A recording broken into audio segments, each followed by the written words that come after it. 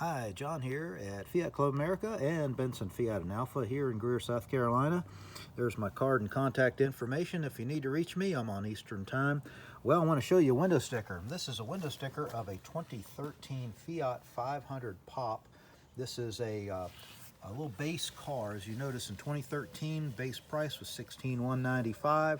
500 Pop, finished in Azuro blue, which was a 2-year color. 2012 and 13, you can see all the standard features of this car. Just had a lot of great features, but it has no sunroof, no no nothing except the destination charge, and it retailed for $16,995. So this car was probably sold for about $15,000, something like that. It gets 31 miles per gallon city and 40 highway, 34 average, and guess what? It is 5-star side crash rated. 4-star front, 4-star rollover, and overall 4-star. So, you know what? Well, that's just a window sticker. How about taking a look at the whole car?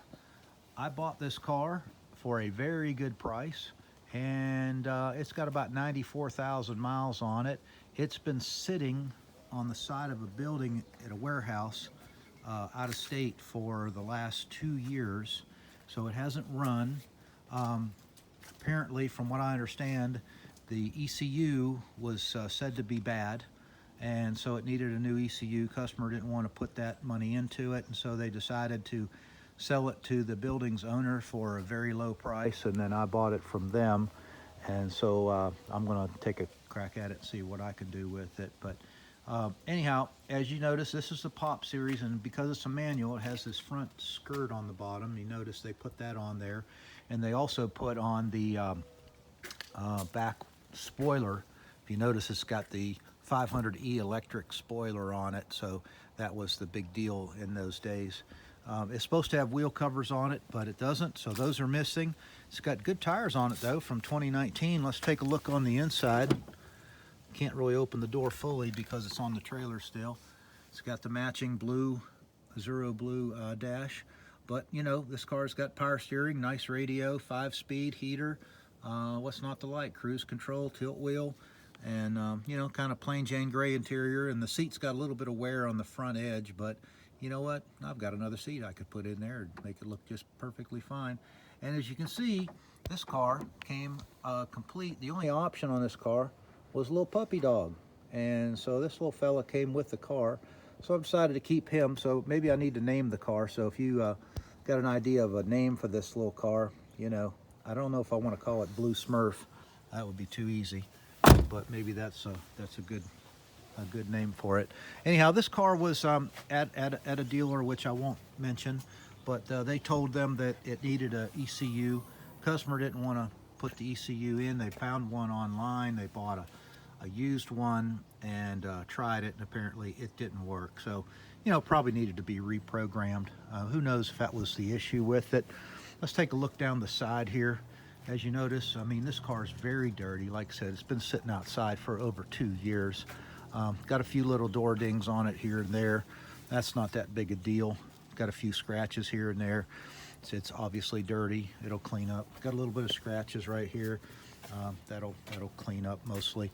So everything's intact. And let's take a look under the hood. This car has got the typical leaves, so it's been sitting by the tree, but everything's intact. One thing I wanted to point out, looking right here, you can see that these bolts still have the paint marks in them. You can see where the paint mark is. Let's go to this other side. This is a good way to tell whether the car's ever been wrecked, because if it was, if they had to replace this fender or even a light or anything, I have to turn these bolts. So as you can see, this is probably all original. Everything looks original in here. You can see some incompetent tech somewhere left this clip off. That happens everywhere. You see the little indentation that's supposed to go down in there, keep it from rattling.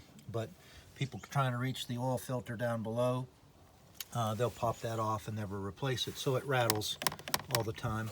Let's take a look in here while we're at it. Well, looks pretty clean on the bottom of the cap, and a lot of times you can tell in an engine, especially if it's got a head gasket leak, you'll see like a yellowish kind of coffee looking mush underneath there. If it is, walk away. Let's take a look at the dipstick. Well,